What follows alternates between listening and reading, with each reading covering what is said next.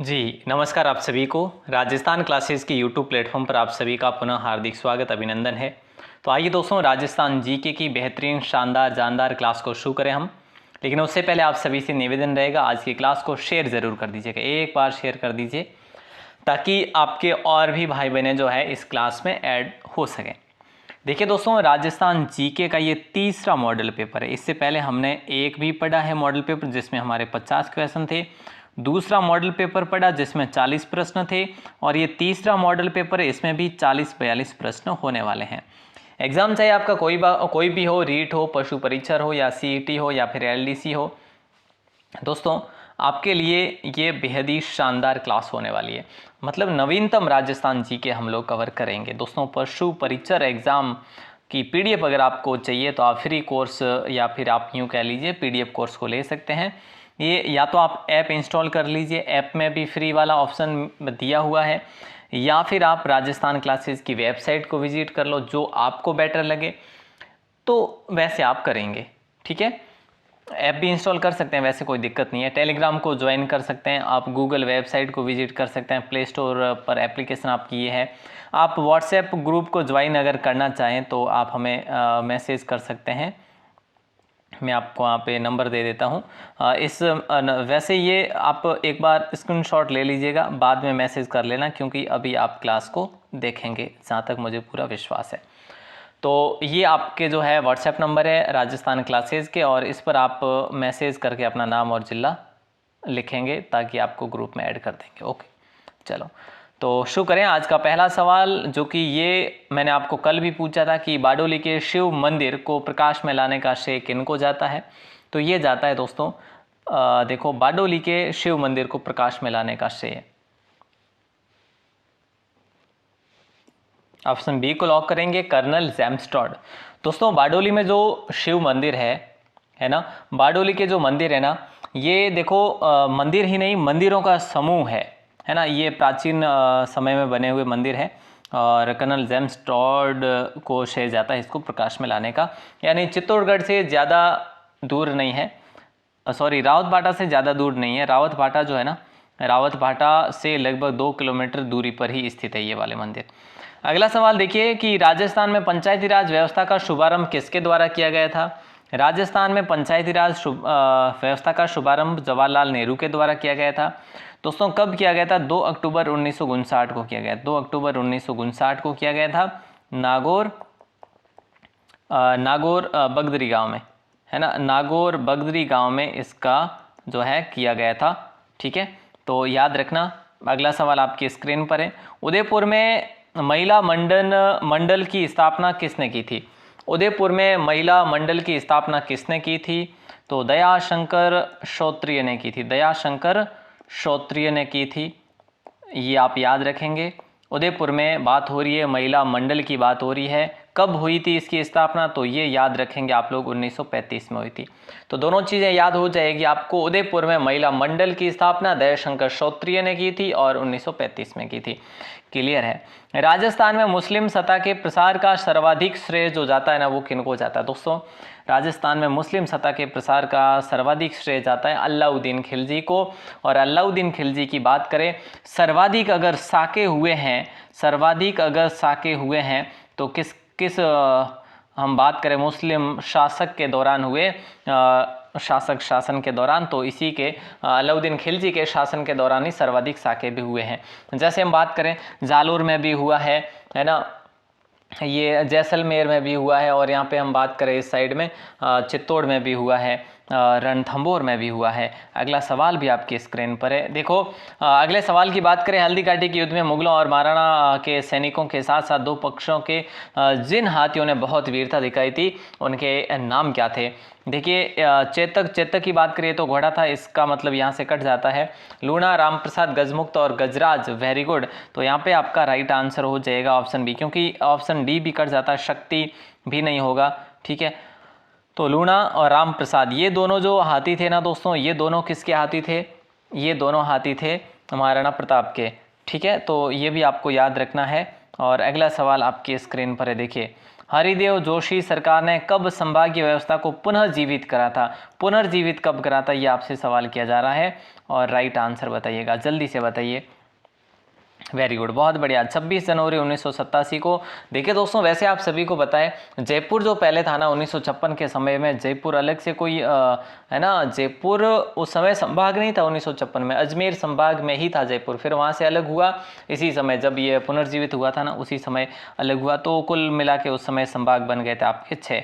ठीक है, उसके बाद संभाग भरतपुर संभाग बना, जो कि 7वां संभाग था भरतपुर, और उसके बाद में अब 8, 9 और 10 अभी जो बने हैं। हम बात करें तो 23 मार्च की बात है, मतलब इसमें ये घोषणा हो गई थी, और अधिसूचना की बात करें, अधिसूचना जो लागू हुई वो 7 अगस्त को हुई थी, ये आप सभी को मालूम होना चाहिए।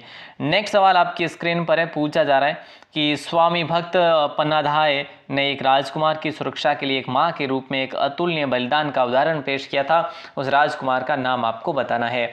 तो यहाँ पे आपका राइट आंसर जो होगा वो हो जाएगा ऑप्शन सी, राजकुमार उदय सिंह। देखिए दोस्तों, राजकुमार उदय सिंह को बचाने के प्रयास में जो है इस पन्नाधाय ने अपने पुत्र चंदन का बलिदान दे दिया था। चंदन का बलिदान, ये चंदन की हत्या किसने की थी? बनवीर ने की थी, आप सभी को बताएं, और बनवीर ने 1.5 साल जो है यहाँ पे उदयपुर में शासन भी करा था। नेक्स्ट सवाल, निम्न में से कौन सा मेव लोक नृत्य है जिसमें स्त्री और पुरुष दोनों भाग लेते हैं? मेव लोक नृत्य ऐसा कौन सा है जहाँ पे स्त्री और पुरुष दोनों भाग लेते हैं? मेवों का तो देखो साहब, लूर, गैर, चरी। देखो चरी जो है ये चरी गुजरों का लोक नृत्य आप सभी को पता है। लूर और गैर ये देखो, गैर लूर है जो शायद गरासियों का है, और गैर जो है भीलों का है। रणबाजा यहाँ पे राइट आंसर हो जाएगा आपका, ऑप्शन डी को लॉक करेंगे, क्योंकि देखो रणबाजा, रतवई है ना, रतवई और बम रसिया, ये जो है ना पश्चिमी नहीं सॉरी पूर्वी राजस्थान के है ये बम रसिया। ठीक है, तो ये 3-4 जो लोक नृत्य है। अगला सवाल है, महाराणा कुंभाकालीन कवि महेश भट्ट, देखो कुंभा के समय महेश भट्ट हुए थे, ये कवि भी थे, ये शिल्पी भी थे। ठीक है, तो हम बात करें ने निम्न में से किन किन प्रशस्तियों की रचना की थी? तो कुंभलगढ़ प्रशस्ति, देवता मूर्ति प्रकरण है ना, कीर्ति स्तंभ प्रशस्ति और एकलिंग जी। देखो इनमें से क्या होगा सही आंसर? तो मैं आपको बताऊं तो ACD, बी नहीं होगा, देवता मूर्ति प्रकरण ये इनके द्वारा नहीं बल्कि है ना, तो देखो देवता मूर्ति प्रकरण ये है ना, नाम क्या था, महेश जैसा ही नाम था, मंडन है ना। देवता मूर्ति प्रकरण जो है ना ये मंडन के द्वारा जो है लिखा गया था, या फिर इसका जो हम कह सकते हैं इसकी रचना की गई थी। लेकिन कुंभलगढ़, कीर्ति स्तंभ, एकलिंग जी, तो आपको याद कैसे रखना है? याद रखने की बहुत आसान सी ट्रिक है। देखो कुंभलगढ़ क आ रहा है, कुंभलगढ़, ठीक है, कुंभलगढ़, देवता तो है ही नहीं वैसे, कीर्ति स्तंभ, कीर्ति स्तंभ यहाँ पर भी कर आ रहा है, एक क लिंग जी है ना, एक लिंग जी यहाँ पे भी क आ रहा है, कंबल कीर्ति एक लिंग जी है ना। याद रखना कवि महेश भट्ट, कवि महेश भट्ट ऐसे याद रख लेंगे, कवि महेश भट्ट। ठीक है, कोई दिक्कत नहीं आएगी, मुझे नहीं लगता आपको याद ना हो जाएगा आराम से। निम्न में ऐसे सही कथन नहीं है, भेड़ों के झुंड को रेवड़ कहा जाता, सही कथन है। भेड़ों में पाया जाने वाला रोग काकस नामक रोग कोई होता है क्या? नहीं, भेड़ों में एक तरड़िया नामक रोग जरूर होता है दोस्तों। ये आपके पार्ट ए पशु परीक्षण वालों के लिए, पार्ट ए और पार्ट बी दोनों एग्जाम के लिए, दोनों पेपर के लिए इंपॉर्टेंट है क्वेश्चन। नर बच्चा जो है ये उर्नियो या उर्नियो कहलाता है, मादा बच्ची उर्नी कहलाती है। तो यहाँ पे जो है ये आपका जो भेड़ों में जो भेड़ों से संबंधित जो रोग है वो तरड़िया होता है, ना कि काकस। काकस के नाम का कोई वर्ड ही नहीं है, न ही कोई रोग है। अगला सवाल, किस कछवाहा शासक ने 3 मुगल बादशाहों की सेवा की थी? ऐसा कौन सा कछवाहा शासक है जिसने 3 मुगल बादशाहों की सेवा की थी? तो मिर्ज़ा राजा जय सिंह को लॉक कर देंगे हम लोग, है ना, ऑप्शन बी आपका। देखो सबसे पहले हम बात करें तो जहांगीर, ठीक है, जहांगीर के बाद में शाहजहाँ, और शाहजहाँ के बाद में हम बात करें तो औरंगज़ेब, इन तीनों के समय तक ये रहे थे, तो ऑप्शन बी आपका लॉक हो जाएगा। इनको शाहजहाँ ने ही तो मिर्ज़ा राजा की उपाधि दी थी, मिर्ज़ा राजा जो है ना, मिर्ज़ा। अगला सवाल है, राज्य के किस दुर्ग की दीवार को भारत की महान दीवार कहा जाता है? देखिए दोस्तों, कुंभलगढ़ की दीवार, यहाँ पे 4 घुड़सवार एक साथ चल सकते हैं, 4 घुड़सवार, इतनी जो है बड़ी ये दीवार है। ठीक है, और ये किला जो है, किले के चारों तरफ जो बनाई गई है, चार दीवारी कह लीजिए इसको आप, तो कुंभलगढ़ है, वो हो जाएगा आपका राइट आंसर। ठीक है, कुंभलगढ़ की दीवार। कुंभलगढ़ के निर्माण की बात करें दोस्तों तो 1456 में पूर्ण हुआ था इसका निर्माण। ठीक है, कहीं पर 1458 भी देखने को मिल जाएगा। तो इस सन में जो है पूर्ण हुआ, और ये कुंभा ने इसका निर्माण करवाया था, वैसे आप सभी को पता है, कोई दिक्कत नहीं। कहाँ पे? राज संबंध में है। अगला सवाल है, निष्कलंक संप्रदाय किससे संबंधित है? बताइए, निष्कलंक संप्रदाय किस जिले से या किस क्षेत्र से संबंधित है? तो डूंगरपुर। देखो साहब, निष्कलंक संप्रदाय निष्कलंक के अवतार माना जाता है किसको? संतमेव जी को। और संतमेव जी की कर्मस्थली बेणेश्वर धाम था। बेणेश्वर धाम की स्थापना संतमेव जी ने ही की थी, है ना। तो ये भी आपको याद होना चाहिए। अगला सवाल आपकी स्क्रीन पर है, पूछा जा रहा है, क्या कह रहा है ये कह रहा है मंदिरों और राजाओं के महलों के मुख्य द्वार पर बजाए जाने वाला वाद्य यंत्र कौन सा है? तो देखिए दोस्तों, नौबत को लॉक करेंगे। लकड़ी के बड़े बड़े डंडों से ये बजाया जाता है, बाजे थारा नौबत बाजा, है ना। तो ऑप्शन बी आपका लॉक हो जाएगा। लॉक कर दे क्या? बिल्कुल सर, लॉक करेंगे। और चुनिंदा सवाल था, ये भी आपका एग्जाम में पूछा गया। ये एक और सवाल जो ये भी एग्जाम में पूछा गया है ना। बिल्कुल बताइएगा राइट आंसर क्या होगा, कि निम्न में से कौन सा युग्म सही नहीं है? निम्न में से कौन सा युग्म सही नहीं है? खड़ताल घनवाद्य, रबाब घनवाद्य, बांकिया सुशिर वाद्य, डेरू अवनद्य। देखो खड़ताल की बात करें, खड़ताल आपका जो है ये घनवाद्य है, कोई दिक्कत नहीं। रबाब ये घनवाद्य नहीं है, ये रबाब जो है ये तत्वाद्य है। कैसा है? तत्वाद्य। बांकिया सुशिर वाद्य जैसे फूंक देकर बजाया जाता है। डेरू अवनद्य वाद्य है। ठीक है, कोई दिक्कत नहीं होनी नहीं चाहिए। अगला सवाल आपकी स्क्रीन पर है, क्या पूछा जा रहा है देखो। अगला सवाल आपसे पूछा जा रहा है कि मुहर्रम के अवसर पर प्रयोग में लिया जाने वाला प्रसिद्ध वाद्य यंत्र कौन सा है? बताइए। मुहर्रम एक त्यौहार है, मुस्लिम त्यौहार है, और राइट आंसर क्या होगा? बताइए दोस्तों, क्या होगा राइट आंसर? जल्दी से बताइएगा। मुहर्रम के अवसर पर प्रयोग में लिया जाने वाला प्रसिद्ध वाद्य यंत्र कौन सा है? तो देखो, नगाड़ा, ताशा, मादल या मंजीरा। ताशा को लॉक कर दे क्या? जल्दी बताओ, ताशा को लॉक कर दे। यह बिल्कुल ये एक प्रकार का ताल वाद्य यंत्र है। आप ताल वाद्य यंत्र को अवनद्य वाद्य यंत्र भी कह सकते हैं, अवनद्य वाद्य यंत्र भी कह सकते हैं। ये भी एक अच्छा सवाल है, बहुत बढ़िया, अच्छा सवाल है, बहुत बढ़िया। अगला सवाल देखिए, अगला सवाल है, तारपी वाद्य यंत्र का प्रयोग मुख्यतः किस जाति के द्वारा किया जाता है? बताइए। तारपी वाद्य यंत्र का प्रयोग मुख्यतः किस जाति के द्वारा किया जाता है? तो बताइए दोस्तों, क्या होगा राइट आंसर? तारपी वाद्य यंत्र का प्रयोग मुख्यतः किस जाति के द्वारा किया जाता है? हाँ, बहुत बढ़िया। तो कथोड़ी जाति के द्वारा किया जाता है तारपी वाद्य यंत्र का, कथोड़ी जनजाति। ठीक है, ये जो तारपी है ना, ये कैसा वाद्य यंत्र है? तो याद रखना, फूंक देकर जब देकर बजाया जाने वाला वाद्य यंत्र है, सुशिर वाद्य यंत्र है। ठीक है। तो कथोड़ी के और भी बहुत सारे वाद्य यंत्र है, जैसे थालीसर भी मैंने आपको पहले कई बार बताया, थालीसर। पावरी भी है ना, पावरी भी है ना, टापरा भी है, टापरा करके कुछ है। तो ये भी आपको याद रखना है साथ ही साथ। अगला सवाल है, इनमें से असंगत कौन सा है? बताइए दोस्तों। देखो, इनमें से असंगत है छठ पूजा, अश्विन शुक्ल षष्ठी, सत्या अमावस, भाद्रपद बदी। बदी को हटा दो यार, अमावस्या वैसे ही बदी ही होती है, अमावस्या, राधा अष्टमी, भाद्रपद शुक्ल अष्टमी। तो यहाँ पे हुई अष्टमी, कार्तिक शुक्ल अष्टमी। देखो, छठ पूजा जो है अश्विन शुक्ल षष्ठी को होती है, बिल्कुल सही बात है। सत्या अमावस भाद्रपद अमावस्या को होती है। राधाष्टमी भाद्रपद शुक्ल अष्टमी को होती है। और हुई अष्टमी जो है ना, ये कार्तिक कृष्ण अष्टमी को होती है, ना कि शुक्ल को। तो यहाँ पे अष्टमी मतलब कृष्ण आ जाएगा ना, तो फिर ये सही होगा। इसका मतलब असंगत जो है ना, असंगत ऑप्शन डी ही है। इसे स्त्रियाँ जो है निर्जल व्रत रखती है। अगला सवाल है, महाराणा राज सिंह से संबंधित गलत क्या है? बताइए। महाराणा राज सिंह से संबंधित इनके पिता का नाम जगत सिंह प्रथम था। उपाधि इनको विजय कटकातू की मिली थी। राज्याभिषेक इनका 1652 में हुआ था। समकालीन दिल्ली शासक जहांगीर नहीं थे, आप सभी को पता है। इनका प्रतिशोध अगर रहा था तो वो रहा था औरंगजेब से। औरंगजेब से इनका मुख्य रूप से 2-3 प्रतिशोध रहे थे। एक तो कर देने से मना करना पहला, और दूसरा अजीत सिंह को अपने साथ रखना, जो जोधपुर के थे ना अजीत सिंह, उनका सहयोग करना, और तीसरा था चारुमती से विवाह करना। ये तीन सबसे बड़ी जो है तीन सबसे बड़े जो है विरोध इन्होंने लिए थे। अगला सवाल आपकी स्क्रीन पर है, देखो। महाराणा प्रताप का सर्वप्रथम राज्याभिषेक कहाँ हुआ था? बताइए। महाराणा प्रताप का सर्वप्रथम राज्याभिषेक कहाँ पर हुआ था? बता दीजिए क्या होगा राइट आंसर? बोले सर गोगुंदा में हुआ था। अच्छा, गोगुंदा को लिख देते हैं। चलो साहब, सर्वप्रथम, ठीक है। उसके बाद जो है किले में हुआ था।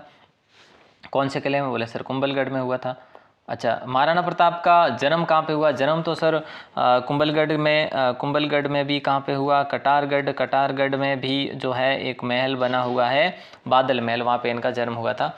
तो यहाँ पे हमारा राइट आंसर फिलहाल के लिए ऑप्शन बी को लॉक करेंगे। अगला सवाल है, राजस्थान में मत्स्य संघ का विलय जो है कब करवाया गया था?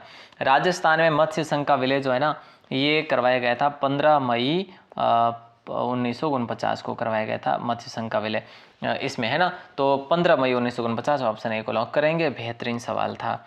अगला सवाल देखिए, राजस्थान में बडली माता का मंदिर जो है दोस्तों, ये कहाँ पर या फिर यूँ कह लीजिए किस नदी पर स्थित है ना? राजस्थान में बडली माता का मंदिर, तो ऑप्शन सी को लॉक करेंगे, अकोला चित्तौड़ को लॉक करेंगे दोस्तों।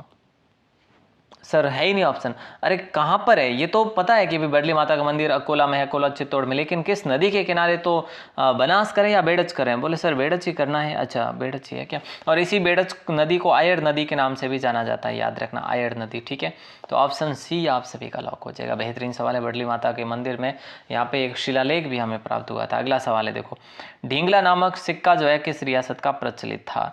ढींगला नामक सिक्का किस रियासत का प्रचलित था? तो यहाँ पे हमारा राइट आंसर जो होगा वो ऑप्शन बी होगा, भिलाड़ी त्रिशूलिया को लॉक करेंगे। ओके, बहुत बढ़िया, अच्छा सवाल है। सर क्या कह रहे हैं आप? देखो, ढींगला नामक सिक्का किस रियासत का प्रचलित था? मेवाड़ का प्रचलित था। मेवाड़ के और भी थे, जैसे भिलाड़ी भी थे, त्रिशूलिया भी था, ढींगला भी था। ये सारे के सारे मेवाड़ के ही जो थे, ठीक है, क्योंकि ये सिक्के थे।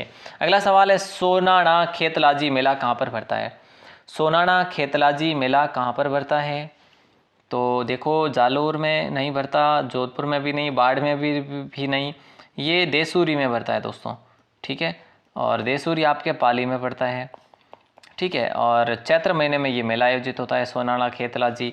ये एग्ज़ाम में सवाल भी पूछा गया है, शायद आरएस के एग्ज़ाम में पूछा गया था पिछले में, या फिर मुझे जहाँ तक याद है आरएस एमएसएसपी ने पूछा था या आरएस में पूछा था, कहीं ना कहीं पूछा जरूर था ये सवाल। अगला सवाल देखते हैं, आइए। अगला सवाल है, ओसिया में महावीर स्वामी को समर्पित जैन मंदिर का निर्माण किस राजा के काल में हुआ था? तो यहाँ पे आपका राइट आंसर जो होगा दोस्तों वो होगा वत्सराज प्रतिहार, यानी ऑप्शन बी को लॉक करेंगे। और इसके साथ साथ हम बात करें, इनका जो शासनकाल रहा था वो 800 ईस्वी के आसपास में ही रहा था, ठीक है। देवराज के पुत्र थे और इनको एक उपाधि मिली हुई थी, रणहस्तिन, है ना, रणहस्तिन भी इनको कहा गया है। अगला सवाल देखते हैं, आइए। अगला सवाल है, किलोनगढ़ का दुर्ग कौन से जिले में? बताइए, किलोनगढ़ का दुर्ग जो है ना किस जिले में है? तो देखिए दोस्तों, किलोनगढ़ का दुर्ग बाड़मेर में। ऑप्शन में तो नहीं है सर बाड़मेर, कोई बात नहीं, ऑप्शन डी को लिख लो, है ना। इसका निर्माण जो है 1552 में करवाया गया था राव भीम जी के द्वारा, जहाँ तक हमें जानकारी मिली है, राव भीमो जी या भीम जी के द्वारा, ठीक है। ओके सर, क्लियर है, चलिए बहुत बढ़िया, ऑप्शन डी को लॉक कर देंगे। अगला सवाल है, प्राचीन सुरपुर मंदिर कहाँ पर स्थित है? प्राचीन सुरपुर मंदिर जो है ना ये कहाँ पर स्थित है, ये आपको आंसर देना है। क्या होगा राइट आंसर? देखिए, प्राचीन सुरपुर मंदिर है, जो कि आप लोग देख पा रहे हैं, इस प्रकार का देखने को मिलेगा। इसको सुला मंदिर भी कहा जाता है, सुला मंदिर भी इसे कहा जाता है, यानी ऑप्शन ए आपका लॉक हो जाएगा। अगला सवाल है, 10वीं सदी में मौरा नामक स्थान पर किसका शासन था? देखिए दोस्तों, मौरा नामक एक स्थान था, यहाँ पे बड़गुजर और चौहानों का शासन था। ये दौसा के आसपास में क्षेत्र था, दौसा के आसपास में। और फिर यहाँ पे किसने आक्रमण किया? तो यूँ कह लीजिएगा दुले राय ने करा था, और दुले राय ने यहाँ पर जो है अपना विवाह भी यहीं पे रचाया था, ठीक है। मौर्य के शासक थे जिसका नाम था रालपसी की पुत्री सुजान कंवर, ठीक है। और सुजान कंवर से इन्होंने विवाह करा, और उसके बाद इन्होंने दौसा से धीरे धीरे ससुराल वालों का सहयोग लेके जो है यहाँ पे हम बात करें तो जमुआ क्षेत्र पर अधिकार किया था, ठीक है। नेक्स्ट सवाल है, भाद्रपद शुक्ल पंचमी और चैत्र शुक्ल पंचमी को प्रतिवर्ष 2 बार देव बाबा का मेला आयोजित होता है दोस्तों। ये कहाँ पर होता है? वैसे ये तो आप सभी को पता ही है कि नगला जहाज में होता है, नगला जहाज भरतपुर में पड़ता है। देखो कब मेला आयोजित होता है, एक तो भाद्रपद शुक्ल पंचमी को, एक चैत्र शुक्ल पंचमी को। तो भाद्रपद और चैत्र महीने में आयोजित होता है देव बाबा का मेला। देव बाबा को शकुन शास्त्र का ज्ञाता कहा जाता है, शकुन शास्त्र का ज्ञाता भी देव बाबा को कहा जाता है। ये पशुओं के लिए इलाज किया करते थे, पशुओं के लिए औषधियाँ बनाया करते थे, और मतलब देखो आज भी है जो इनका चमत्कार है। अगला सवाल देखो कि आमेर महल में दीवाने आम, आमेर में दीवाने आम, याद रखना आमेर में ही दीवाने आम का निर्माण किसने करवाया था? तो याद रखना मिर्ज़ा राजा जय सिंह के द्वारा करवाया गया था, मिर्ज़ा राजा जय सिंह के द्वारा करवाया गया था। इम्पोर्टेंट सवाल है और बहुत अच्छा सवाल है, यानी ऑप्शन सी को आपने लॉक कराया, बहुत बढ़िया। मिर्ज़ा राजा जय सिंह बिल्कुल सही है। निम्न में ऐसे असुमेलित कौन सा है? देखो मोती महल आपके जयपुर में है, फूल महल भी जोधपुर में है। मोती महल जोधपुर में, फूल महल मोती महल दोनों कहाँ पे है? मेहरानगढ़ दुर्ग में है, ठीक है, कोई दिक्कत नहीं। फतेह महल अजमेर में नहीं है बोले, तो कहाँ पे सर? जहांगीर की महल पुष्कर में है, सही बात है। फतेह महल देखो, फतेह प्रकाश महल चित्तौड़ में है, फतेह महल आपके जोधपुर में है ना। फतेह प्रकाश की जब बात करें तो वो आपके चित्तौड़ में आ जाएगा। अगला सवाल देखते हैं। अगला सवाल है मोहनजोदड़ो नामक एक पुस्तक है, इसकी रचना जो है ना किसने की थी, ये आपको बताना है। बताओ देखो मोहनजोदड़ो नामक पुस्तक की रचना जो है ये किसने की थी? तो ये ओम थानवी ने की थी, और इनको बिहारी पुरस्कार भी मिला हुआ है 2014 में, बिहारी पुरस्कार, ठीक है, तो ये भी आप याद रखेंगे। और अगला सवाल है निकुंभ राजपूतों की राजधानी कौन सी थी? निकुंभ राजपूतों की बात करें दोस्तों तो इन्होंने शासन कहाँ पर करा था? आभानेरी पर, ठीक है, दौसा में इन्होंने शासन करा था, आभानेरी इनकी राजधानी थी। ऑप्शन डी को लॉक करेंगे। आज आभानेरी कहाँ पे है? दौसा में है। और आभानेरी क्यों प्रसिद्ध है? यहाँ पे चांद बावड़ी है, चांद बावड़ी इसीलिए प्रसिद्ध है। और क्या है सर? और यहाँ पे हम बात करें हर्षद माता का मंदिर भी है। ओके, अगला सवाल आपकी स्क्रीन पर है। हाथी भाटा नामक एक हाथी आकृति की चट्टान कहाँ पर अवस्थित है? तो यहाँ पे आपका राइट आंसर होगा टोंक में है ना। हाथी भाटा नामक एक हाथी आकृति की चट्टान गुमानपुरा गांव टोंक में है। फिलहाल दोस्तों आप इसको गुमानपुरा गांव ही याद रखेंगे, या फिर कुछ भी याद ना रखें तो भी ठीक है, क्योंकि मालपुरा भी अलग बनने जा रहा है, और टोंक से और भी जैसे कुछ क्षेत्र पहले भी अलग हुआ है ऑलरेडी, टोडा रायसिंह वगैरह। तो इसको आप एक बार के लिए सॉरी ऐसे कर लो, है ना। ओके, अगला सवाल देखो। बोधरी की माता किस लोक देवी का उपनाम है? बोधरी की माता किस लोक देवी का उपनाम है? ये है चेचक की देवी, जिन्हें कहते हैं शीतला माता, छेडल माता, है ना, महामाई, बच्चों की संरक्षिका। इनका मंदिर चाकसू जयपुर में है। दक्षिणी पूर्वी राजस्थान की मुख्य बोलियां कौन सी है? देखिए दोस्तों दक्षिण पूर्वी राजस्थान की मुख्य बोलियां कौन सी है? तो ऑप्शन बी को लॉक करेंगे, मालवी और निमाड़ी है, मालवी और निमाड़ी है। बोली के बारे में कहा भी गया है हमारे यहाँ पे कि 5 कोस पर पानी बदले 7 कोस पर बाणी। इस प्रकार से राजस्थान में बहुत सारी बोलियां हैं और आपको ये याद रखना है। और अगला सवाल देखिए, काजरा की हवेलियाँ किस जिले में? दोस्तों ये सवाल आपको बताना है अभी, है ना। काजरा की हवेलियाँ किस जिले में है ये मैं बता दूं, और फिर एक सवाल आपसे पूछूंगा मैं। देखो काजरा की हवेलियाँ सीकर में है आपके, ठीक है, ओके, क्लियर है, कोई दिक्कत नहीं। अब आपको मैं सवाल करूं, ऑप्शन डी में था उसमें आंसर, इसका आंसर आपको देना। 4 बेत जो राजस्थान की प्रचलित लोक गायन शैली है, इसमें किस वाद्य यंत्र को प्रयोग में लिया जाता है? सही आंसर दोस्तों बताना है आपको, जल्दी से बताइएगा। उम्मीद करके बैठा हूं कि आप इसका आंसर जल्द से जल्द बताएंगे, है ना। बाकी मैंने आपको बता दिया है कि आप हमें देखो राजस्थान क्लासेज अगर गूगल पर जाकर आप टाइप करते हैं राजस्थान क्लासेज तो आपको मिल जाएगी आपकी अपनी वेबसाइट, फ्री PDF भी मिल जाएगी, ठीक है, कोई दिक्कत नहीं होगी। अगर ये नहीं कर सको तो एक राजस्थान 360 गूगल प्ले स्टोर में जाकर लिखो या गूगल पर जाकर लिखो राजस्थान 360, तो आपका अपना ऐप मिल जाएगा, और ऐप में भी आपको PDF मिल जाएगी, जो आपको ठीक लगे, पेड कोर्स या फ्री कोर्स जैसा भी ठीक लगे ज़रूर देखना। और बाकी टेस्ट वगैरह भी हम ज़रूर आपके लिए बनाएंगे, ठीक है। ऑल दी बेस्ट दोस्तों। क्लास कैसी लगी हमें कमेंट करके ज़रूर बताएं। आप देखते ज़रूर है लेकिन कमेंट नहीं करते हैं, तो कमेंट करने में भी इतना कोई हर्ज नहीं होगा, ना ही आपके कोई पैसे लगने वाले, ना कोई कर्ज होगा आपका, तो ज़रूर कमेंट करें, ठीक है। All the best.